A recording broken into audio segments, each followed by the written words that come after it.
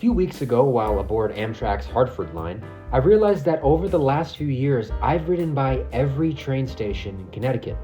Soon my mind started working, and I made a list of my favorites. In this video, I'll be highlighting 5 of my favorite train stations in the state of Connecticut. Starting at number 5, we have New London Union Station. There's a few stations on this list that are here for their practicality, while others are here for their character. New London is one of the latter. New London Union Station was built in 1888. The interior, although small and outdated, has a lot of character. It feels a little bit like a ski lodge in a way. It's very cozy with a small cafe nestled in the corner of the room and some New London history displayed on the walls behind it.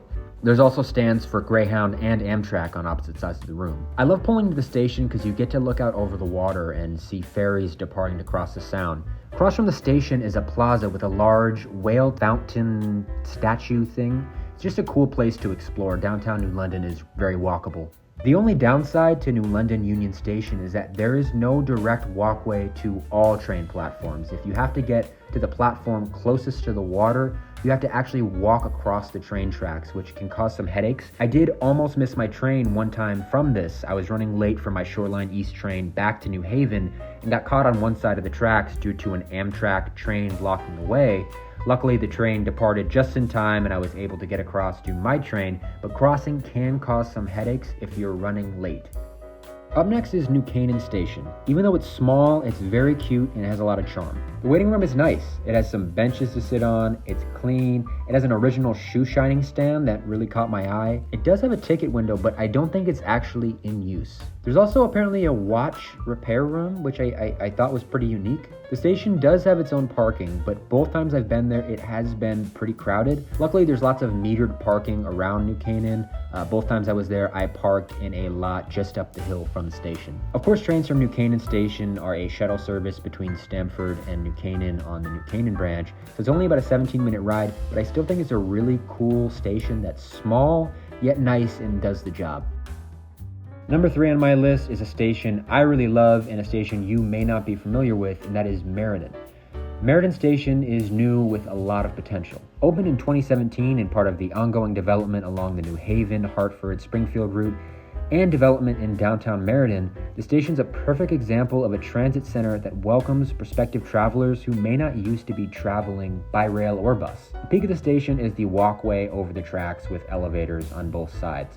On the walls hang informational signage about the history of railroading in Meriden. It's pretty interesting to read. Outside the station, there is more than enough room for buses. When I was there, about 3 or 4 CT Transit buses were lined up at once, taking passengers to destinations like Waterbury and New Haven. When you look online about the station, it says it doesn't include a waiting room, and technically that is true, but there are nice covered areas with benches to escape inclement weather, with small screens displaying departures on them. Parking is available next to the station, but not a ton.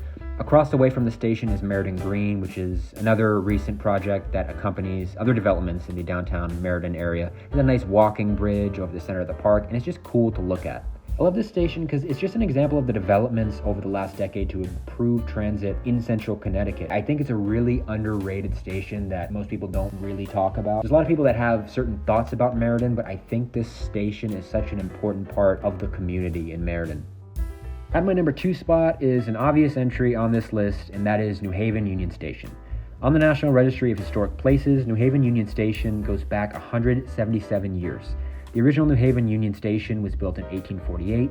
A second version was built in 1875 that stood for 33 years before it was destroyed in a fire in 1918. In 1920, after 2 years of construction, the station that stands today was opened. The station's interior has limestone walls and a ceiling with intricately designed golden octagons. Aged wooden benches sit under a large screen displaying departures. It balances the feeling of a historic station with a station that's updated with 21st century amenities. If you're waiting for your train, there's options for food with Subway, Dunkin' Donuts, and a Union News of New Haven in the waiting area just across from where you'd sit. The station has stainless steel tunnels that lead to platforms, and they're cool to look at, but they can feel a bit sterile and desolate.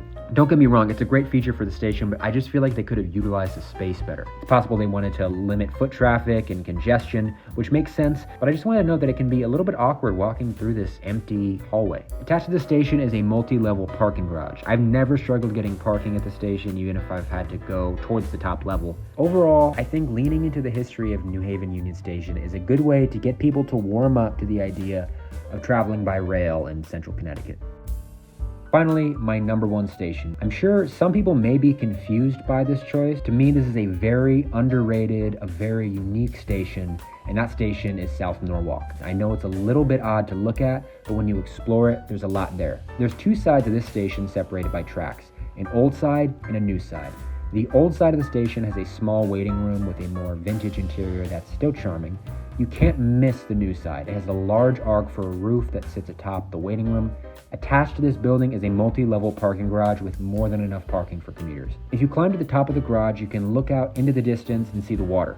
The roof is also a really cool place to watch trains as you look directly down on the tracks. South Norwalk, like New Haven, has an underground hallway that connects both platforms. South Norwalk utilizes the space with artwork and information about South Norwalk, giving the space some personality. My favorite feature about this station is the switch tower next door, which now serves as a small museum that's a part of the National Railway Historical Society. You can see the switch tower as you pull in coming from New Haven towards New York City. From the station, you can take the Danbury line north, or you could head east or west to New Haven or New York City. To me, the station is very practical and checks all the boxes despite its awkward exterior. South Norwalk is also a very walkable community and just a beautiful place. Could the station be a little more appealing to the eye and a little less awkward? Sure, but the station itself does the job. Once again, this will be South Norwalk, change here for service towards New York.